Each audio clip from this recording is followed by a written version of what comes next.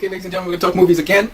I generally on occasion look at Grace Randolph and John Campea's videos, and John Campea asked a question, so we're going to answer that today. But before we do, we just have to read a piece of scripture here. We'll take off our glasses to read the scriptures. It comes from Matthew chapter 6, and it has to do with hypocrisy.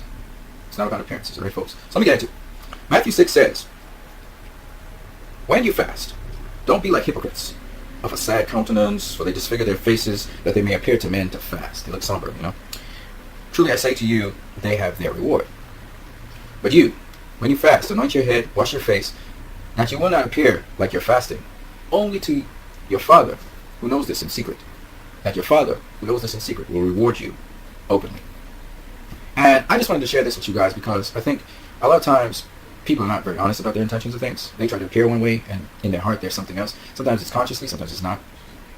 And the whole idea is, what makes a person a hypocrite, and all of us have been hypocrites at some point in time, is the fact that our actions vary from what we say, or we allege that we believe.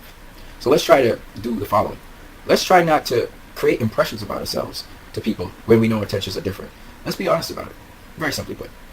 I know it's a hard walk to be a loving, caring kind of person, but I would say this, that it's better for people to find out things about you that are good than for you to try and show everybody that you're good. Let's put it that way. So I hope that life lesson makes sense to all of us, or it's a reminder at least. So yeah, I said I was watching John Campea's video, and in this video, he said he didn't know he was stumped for why War for the Planet of the Apes, which as you can see here was critically as well as universally liked by the audience that watched it, why it is that it seems as though at present it's heading down the road to becoming a box office flop, because the budget that was allocated to it for production was $150 million. When you add in advertising, which carries it up to about $300 million. It doesn't look, at least in its, how many weekends is it in now? Its third weekend. It doesn't look like it's going to make over $300 million. Now, it may barely do so, which would be good for it. But at this point in time, it seems to be losing money at a rate where it doesn't look like it will attain that figure.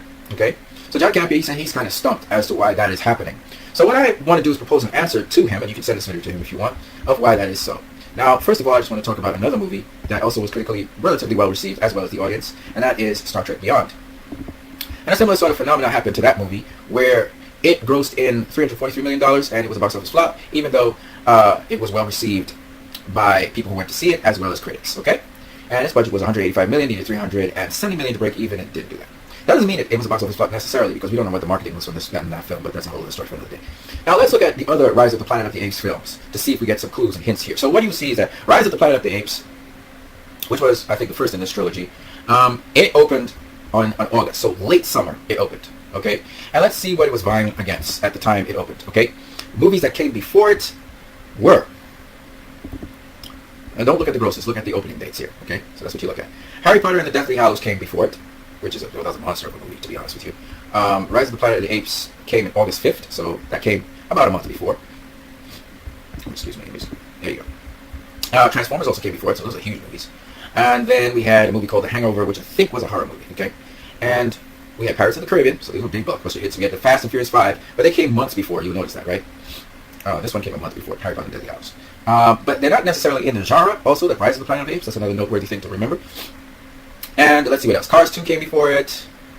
Thor came before it, but Thor was not such a good movie, actually, so it is what it is. Alright, these were the movies that came before it. Alright, Captain America the First Avenger also came before it, okay? So that was some pretty good blockbusters that came before it. But on the week that movie came out, did any movie come out before it that was competing, and did any movie after it come out that would help it not to survive? And remember, this is the first of its lot, and it was very good. I would say the weekend after this movie came out, I'm about to look at see what's happening. So first, the weekend that the movie came out, did it have any competition? Let's see. It probably did. Rise of the Planet of the Apes had...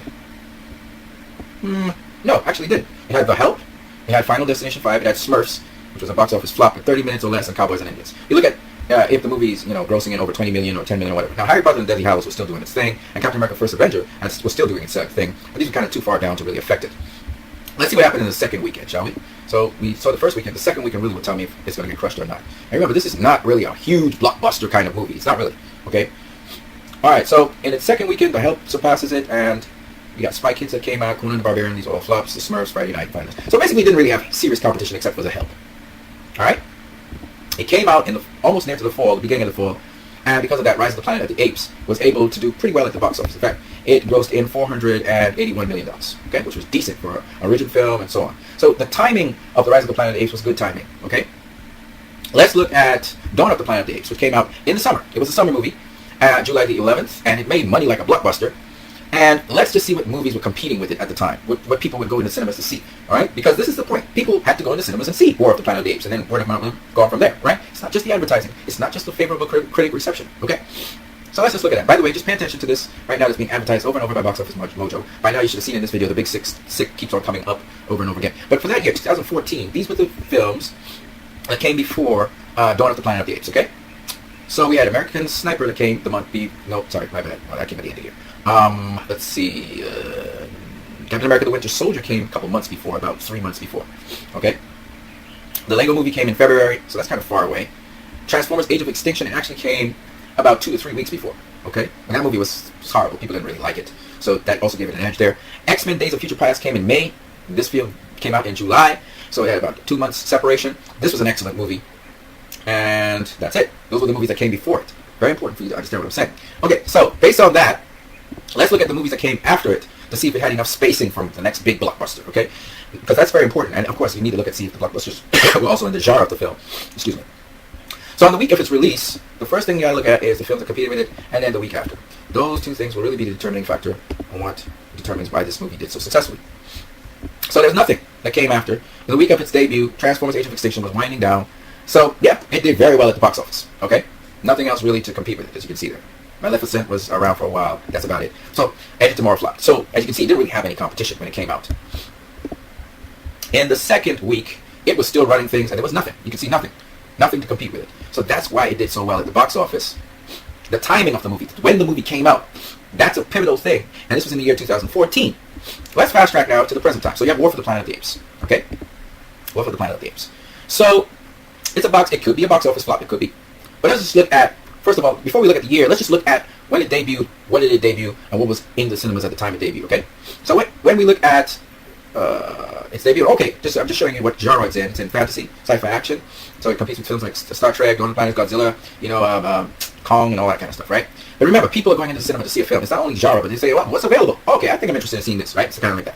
So this is what happened. On opening day, July 14th, it was competing against Spider-Man: Homecoming, which had already come out, Despicable Me 3, all right, and Wonder Woman, all right, and Cars 3, all of that shit, and Transformers the last night. So you could see that this thing came out in a hot summer season. It wasn't like the other times before. That's the first point. And the next week, the following week, which would be July 21st to 23rd, Dunkirk annihilated it. Okay, Spider-Man: Homecoming took it over. All right, we still had Despicable Me 3 out there, and Wonder Woman was still out there. Okay. Transformers the last night, Cars 3, Valerian and the City of a Thousand Planets came out, Girls Trip came out, all of this stuff came out. So the demographics are like, what should I go see in the cinema? Should I go see Dunkirk? The ladies would be like, they already had Wonder Woman. They're like, well, let's go check out Girls Trip. That seems like a woman thing. So you got all the women going away. Dunkirk takes all the men. Spider-Man: Homecoming takes the men, the children, and the women. You know what I'm saying? Wonder Woman, there's still people going to watch Wonder Woman. Despicable Me 3 takes all the children. If you like indie films, somebody going to go watch Baby Driver because it got a big. So somehow in the mix of all of this, War for the Planet of the Apes gets lost. It gets lost in all of that. It's been advertised and everything, but it's not that kind of big budget blockbuster. It did well for Dawn of the Planet of the Apes because it didn't have no competition. Here, I mean, this summer, people got movies to watch, and that's not all. I'm going to show you something else. The year 2017. So far, these are the movies that came before War of the Planet of the Apes, okay? We had Beauty and the Beast. That catered to everybody. Children, everybody. Wonder Woman, revolutionary film. Still doing well in the box office, right? Very strong film. It's a blockbuster. I mean, it's a superhero blockbuster of magnitudes that we can't even... Guardians of the Galaxy was next. That came before it, right? Spider-Man: Homecoming. That came before it. Okay? Despicable Me 3. That came before it. Logan came this year. The Fate of the Furious came this year. You get what I'm saying? People have been so entertained, and the entertainment value keeps on going up and up and up and up and up. The Lego Batman movie came out this year. Get Out came this year, and that did fantastic. Boss Baby came out this year. And then even though this was upcoming, this was so exciting. Pirates of the Caribbean came out this year. Skull Island came out this year. Cars 3 Split came out this year. Transformers the last night. And then we're talking about War for the Planet of the Apes. So you got to understand, War for the Planet of the Apes, first of all, it's not one of those really strong blockbuster films. We've seen its history. It never really had competition. Now it's coming after all of these mega stars and all of these different variety of movies that did well in the cinema. Split. You got every different kind of taste of movie. So people overlook War for the Planet of the Apes. And guess what? This didn't happen. Some people, when they go to the cinema, it's like, what should I look at? Wonder Woman. That's the first thing people are going to say. Wonder Woman. And even before War of the Planet of the Apes was coming out, it was Guardians of the Galaxy. That is Spider-Man: Homecoming. You know what I'm saying? There's Logan. You know what I'm saying? It got overlooked. Timing is key. See, Deadpool came early in the year because it knew it can compete with summer blockbuster films. Can't do that. And so it's how, when you put your movie in the lineup of movies that's coming out, I would have suggested that they either put War for the Planet of the Apes, they should have either put it at the end of the year or earlier on in the year. And they would have had a better chance of it surviving. This is summer, man. You got to come really big. And that movie, that type of movie is not the type of movie, it can easily be overlooked. Easily. And it's not that it had bad word of mouth. It's just that a lot of people, they heard good things about it, like, oh, yeah, that sounds like a good movie. War for the Planet. But Despicable Me 3. Oh, Spider-Man Homecoming. I got to go see Spider-Man Homecoming. And it disappears from everybody's thought process. That's what happened. And this also happened for Star Trek Beyond. So what happened with Star Trek Beyond is it got, anybody who went to see it, they thought it was a decent film. It flopped at the box office. But why? Let me show you. So when you look at the films it's like Alien Covenant. Alien Covenant did well, but it came out earlier this year. It didn't come out in the summer. You know what I'm saying? It didn't come out in the summer. It wasn't going to survive. It came out in May, right? Independence Day, Dawn for the Planet of the Apes, Transformers, right? So this film came out. This is what happened in its first week, right? Star Trek Beyond, it was the top guy. But it was Secret of Life of Pets, just sucked the life out of everything. Lights Out was there, okay? And you had Ice Age there, all right? You had Finding Dory still winding down, okay? It was a hot time to be in the box office following these films. And then Jason Bourne comes on the scene and crushes everything. You know what I'm saying? So that's why Star Trek got crushed. It got crushed. And then, think about this. This is what Star Trek was following, okay? That particular year. Finding Dory. Captain America Civil War. The Secret Life of Pets, which got ruined. Jungle Book was in that year. I mean, it was far away, but still. Deadpool was in that year. The excitement of Deadpool. You gotta understand, people are being stimulated different kinds of ways with different kinds of movies. So when you come with your movie now, if it's way down the line, they're not gonna be as stimulated to go see it. See what I'm saying? Zootopia was there. Batman v Superman: Dawn of Justice. As much as it wasn't, disappointment to some people, and critics bashed it, it was a highly anticipated film. Nobody was thinking about nothing but Batman v Superman. That's all. And even after Batman v Superman, the controversy on social media, the amount of argument, nobody's studying Star Trek right now. Beyond nobody. Everybody's talking about the big blockbusters. You know what I'm saying? So you had all of these movies come out before. Fantastic Beasts and Where to Find Them came out. Also, of course, Jason Bourne really hurt Star Trek Beyond. X-Men Apocalypse came out. So when Star Trek Beyond finally came out, it was weak compared to those guys. And all through its little run, Star Trek has been, the new Star Trek, it hasn't been that big blockbuster really. It's been modest. So you got to put these films, Star Trek Beyond, or any other Star Trek movie, you got to put it in the fall, or you need to put it in late spring, early spring. You got to do like a Deadpool and pull it off first.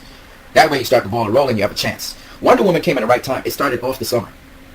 That was another reason why. The timing. See, timing is everything. Now, if you were looking at all the stuff that I was just doing, there was a big old banner and advertisements for The Big Sick. I want to show you something. So the advertising and critic ratings is not everything. The Big Sick. The Big Sick is a comedy, and it makes social commentary on things that are happening in the world. 98% of the critics, which is about 185 of them out of 189, like it. And the audience generally likes it. But guess what? The Big Sick, it had, first of all, its release date was in limited cinemas, June 23rd. And then July 14th, it was worldwide, okay, because it's kind of catching on. But you tell me, let's just look at June 23rd first, the first debut, right, of it, limited debut. You think The Big Sick could compete against Transformers: The Last Night, Wonder Woman, Cars 3, The Mummy, All Eyes on Me, Pirates of the Caribbean, Dead Man's Chest, Captain Underpants, and Guardians of the Galaxy? Do you think it really could compete with those movies? I mean, come on. Those are blockbusters. The Big Sick is not a blockbuster. So you have to think about the size of the movie as well. So they tested the waters and they knew they had a limited release, and it did pretty well with the limited release, which was a smart thing for them to do. And the next thing they did was they actually debuted it out in July 14th to 16th, second weekend. But it's nowhere in the top 10. It's nowhere there, okay? It's doing well for the small movie that it is, because it's a small movie. And Lionsgate is the one that actually pushed it out. It's a romantic comedy, it's rated R, so it's a small demographic you're dealing with, right? It's a small movie. Its production budget must be really small, okay? And it has some pretty good actors in it, but it's a small budget movie. It's more of an indie movie, than it's anything else. Which, again, the point behind it is, this is the summer.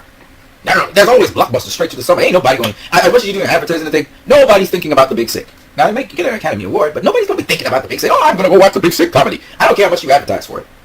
It's not on anybody's mind. They're only thinking about the following. Planet of the Apes, Spider-Man. They don't think about those before. Despicable Me 3. They ain't even going to think about Baby Driver before they think about The Big Sick. Wonder Woman. Transformers: The Last Night. I mean, you understand. This is why they're called blockbusters. And that's why The Big Sick is not a blockbuster. Right? Sometimes you get a breakout movie that's a blockbuster, but usually it's in a timing when there are not other big movies like that coming out. Alright, folks? And that's the explanation for why War for the Planet of the Apes, that's why it's not doing so well at the box office. It's not because it's not a good movie. It's not because the director's not good. It's not because they didn't do advertising. It's because where they put the movie in the summer. They shouldn't have done that. So that's the explanation. Alright, guys. I hope you enjoyed my video. You guys have a great one.